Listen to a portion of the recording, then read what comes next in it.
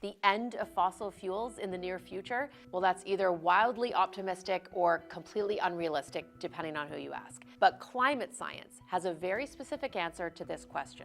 Not what we hope for or what governments promise, but what the physics actually allows. Let's get into it. Okay, reality check. First of all, when climate scientists talk about the near future, they're almost never talking about zero fossil fuels. They're talking about net zero, a world where the carbon we emit is balanced by the carbon we remove. More on that in a moment. What the IPCC models look at, that's the latest agreed upon research from climate scientists around the world, is net zero emissions, a reality where the world theoretically has time to adapt. So why are we trying to stop the burning of fossil fuels anyway?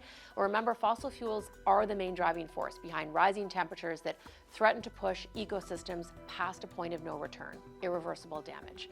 Climate science has found that range to be between 1.5 and 2 degrees of warming. To me, what I find most important is to understand just how much every fraction of a degree matters.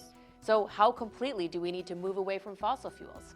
The good news is that in every IPCC scenario that limits warming to that tolerable level, fossil fuels don't vanish completely, but fossil fuel use should be peaking now or have already peaked. That's right, we can't burn any more than we're burning right now. We're at the max. We already have more coal, oil, and gas projects than we can afford to burn. Remember, this is from the perspective of climate science. There are other strongly held views rooted in economics and industry that have reasons to continue to extract fossil fuels. But according to the climate science, by mid-century, only 24 years from now, global carbon dioxide emissions need to hit net zero.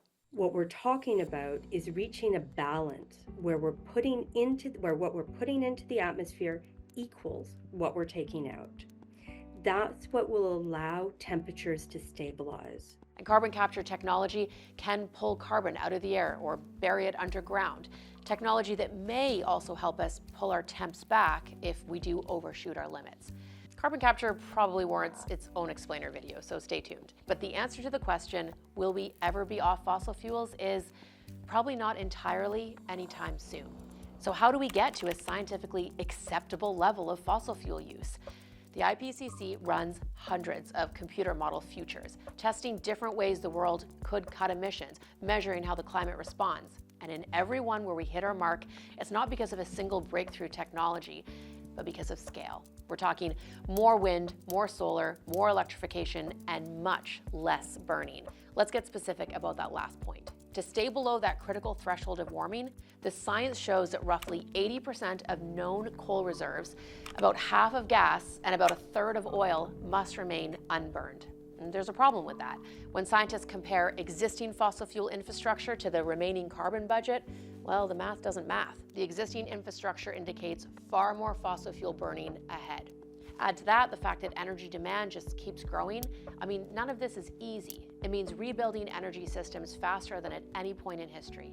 And yes, it likely means carbon capture technology will be needed. And despite the fact that the world has already invested some $2 trillion in renewable energy, there will be political and economic ramifications of suggesting we leave $6 trillion worth of business in the ground. Climate change has a direct cost on our economies. So it's not the difference between taking action and not taking action. It is actually also the difference between the damages that climate change will cause. So here's the uncomfortable conclusion.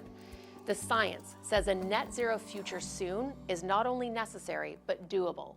What it doesn't say is whether we as humans take that path or not.